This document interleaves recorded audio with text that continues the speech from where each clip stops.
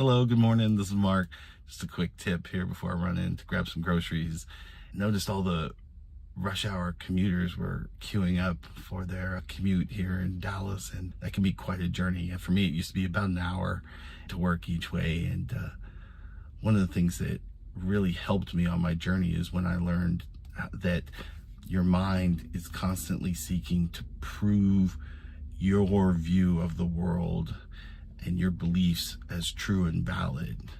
Right? There's a biblical verse about seek and ye shall find. So if you're driving into work and you're already thinking about how much you dislike your job, how much your boss is a pain, or how hard the work is going to be, or how annoying a client is going to be, or just generally like how dreadful this portion of your life is going to be the next 8, 10, 12 hours of the day, your brain is going to be scanning the world environment and every interaction you have, seeking proof that what you believe about your job and your life is true.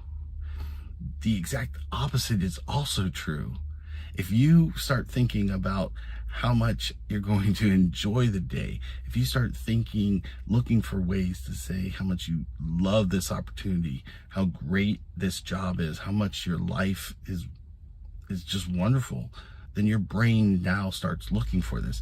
And you inherently already know this is true. You've played the game where, if you see a Volkswagen, you call it out, or you buy a new car and now all of a sudden you see it everywhere. That's your brain. And it receives so much data coming at it all the time, millions and millions and millions and bits of information, that it can't process it all. So it's really activating as a filter. Your eyes and your senses are coded, and they get their marching orders from the brain that says, hey, these are the things we're looking for. This is what's important. And what it thinks is important are those questions and those thoughts that you're sending it. And so if you're telling it, hey, we're looking for proof that things aren't great, how bad things are, then your brain is going to tell everyone, hey, ignore all the good stuff out here. We're not interested in that. We're looking for the bad stuff, and vice versa. So this is about really understanding and taking a moment to decide, what is it that you want to find out in the world? Because you'll find proof for it either way. Right? And it is a useful tool. And it's important to remember that at one point, even if you think this current job is terrible, at one point you were excited about it. And you had a whole list of reasons for why you were excited about it. You know that's true because you took the job. Right? In a relationship, you were excited at one point about that relationship.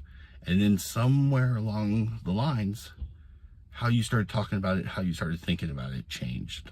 So that's it for this morning. Just a quick tip for you to just take a moment as you're driving, if you catch yourself drifting off or you're commuting in, to stop and think, how do I want to be thinking about my interactions today? How do I want to be thinking about my life? And see if that doesn't shift things for you a little bit. All right. Have a wonderful day. Take care.